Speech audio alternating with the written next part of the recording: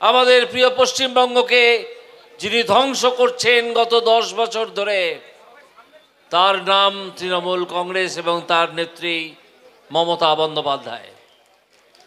আমি গত পরশুদিন থেকে এই মমতা বন্দ্যোপাধ্যায়কে পশ্চিমবঙ্গের মুখ্যমন্ত্রী হিসেবে স্বীকার করতে অগ্রাহ্য করেছি। ওনার নামের সঙ্গে আমি আর মুখ্যমন্ত্রী শব্দটা বসাই না।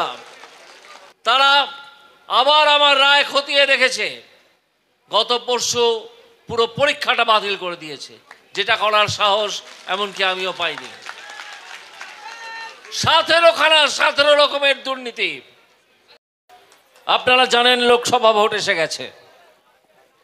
এই ভোটে কি করতে হবে তাও আপনারা জানেন, কিন্তু কিছু কথা আমাদের নিজেদেরকেই প্রতি মুহূর্তে স্মরণ করিয়ে দিতে হয়, তাই বলতে হয়।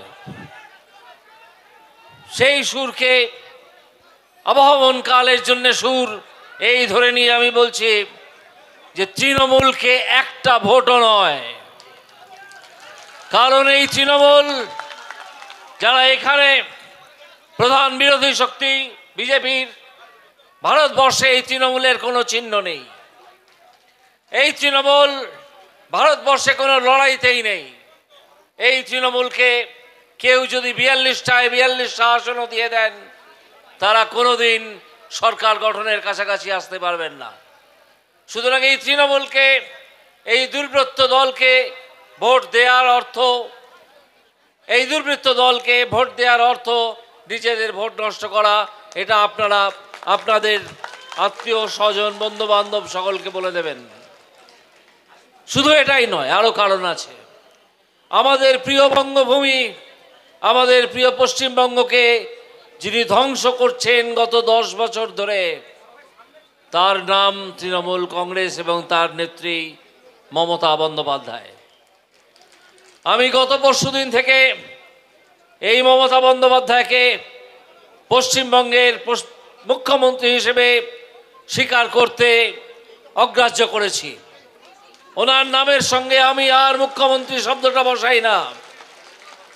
পশ্চিমবঙ্গের মুখ্যমন্ত্রিত্বের একটা ঐতিহ্য আছে, আপনারা জানেন। স্বাধীনতা পরবর্তী কাল থেকে আর এই দুর্বৃত্ত তৃণমূল ক্ষমতায় আসার আগে পর্যন্ত অনেক রাজনৈতিক দলের অনেক মুখ্যমন্ত্রী সেই মুখ্যমন্ত্রীর আসনে বসেছিলেন, অনেক নেতা সেই আসনে বসেছিলেন। বিধান রায়ের কথা আমাদের মনে পড়ে, প্রফুল্ল সেনের কথা আমাদের মনে পড়ে, অজয় মুখার্জির কথা আমাদের মনে পড়ে, আরও অনেকের কথা আমাদের মনে পড়ে। কিন্তু এই রকম মিথ্যাচারী, এই রকম ভাওতাবাজ, এই রকম দালাল তোলাবাজ দলের একজন প্রধান এর আগে কখনো মুখ্যমন্ত্রী পশ্চিমবঙ্গের হননি। এই ভদ্রমহিলা পশ্চিমবঙ্গের সবচেয়ে গর্বের যে জায়গা শিক্ষা, সেটাকে ধ্বংস করে দিয়েছেন। এই শিক্ষার বিষয়ে দুর্নীতি প্রথম ধরা পড়েছিল আমার হাতে, কিন্তু আমি আমার কথা বলার জন্য এখানে আসিনি। আমি এসেছি ভারতবর্ষের বিচারালয়, ভারতবর্ষের বিচার বিভাগের কথা বলার জন্যে। তারা আবার আমার রায় খতিয়ে দেখেছে। গত পরশু পুরো পরীক্ষাটা বাতিল করে দিয়েছে, যেটা করার সাহস এমনকি আমিও পাইনি। 17 রকমের দুর্নীতি তারা খুঁজে বার করে দিয়েছে, যা আপনারা এর মধ্যেই জানেন। এবং বলেছে যে এই তৃণমূল সরকারের এবং এই যারা চাকরি দেওয়ার দায়িত্বে ছিলেন তাদের অসহযোগিতার জন্যে মুড়ি থেকে মিছরি আলাদা করা গেল না, ফলে পুরো পরীক্ষা ব্যবস্থাটা বাতিল করতে হলো। আজকে যে প্রায় 26,000 প্রার্থী, তাদের মধ্যে যেমন জাল প্রার্থী আছেন, তেমন কিছু উপযুক্ত প্রার্থীও আছেন। তাদের যে সবাইয়ের পরীক্ষা বাতিল করতে হলো, তার জন্যে দায়ী একমাত্র এই জালিয়াতদের মুখ্যমন্ত্রী, জালিয়াতদের মমতা বন্দ্যোপাধ্যায়। এই জালিয়াতরা তাকে মুখ্যমন্ত্রী বলে ডাকতে পারেন, ডাকুন, কিন্তু আমরা আজ থেকে আর তাকে মুখ্যমন্ত্রী বলে মনে করি না। তাকে মুখ্যমন্ত্রীর আসন থেকে টেনে আমরা নামিয়ে দিলাম। এই ধরনের জালিয়াত মানুষ পশ্চিমবঙ্গের মুখ্যমন্ত্রী হতে পারে না।